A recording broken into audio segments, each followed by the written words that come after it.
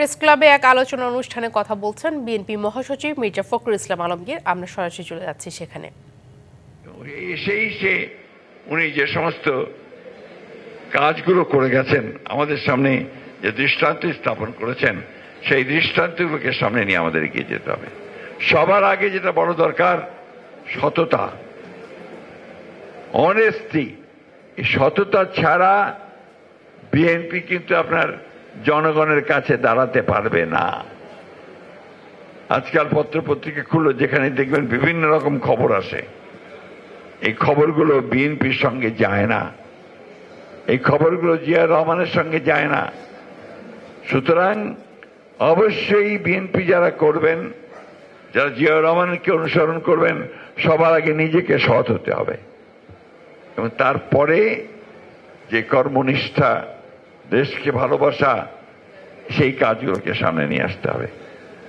এই ক্ষণজন্মা মানুষটির অল্প সময়ের মধ্যে সারা বাংলাদেশের পরিবর্তনের জন্য তিনি যে কাজগুলো করে গেছেন, সেই কাজগুলোকে এখনো আপনারা সেটাই করে খাচ্ছেন।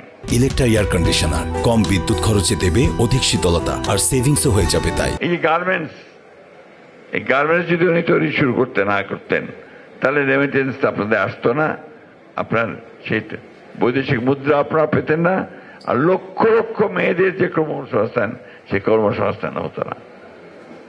বিদেশে শ্রমিক পাঠানো, এটাও জিয়া রহমানেরই করা। সেই জিয়া রহমান শুরু করেছিল বলে আজকে বিদেশে লক্ষ লক্ষ মানুষ বিদেশে আপনাদের জন্য, আমাদের দেশের জন্য টাকা পাঠাচ্ছে।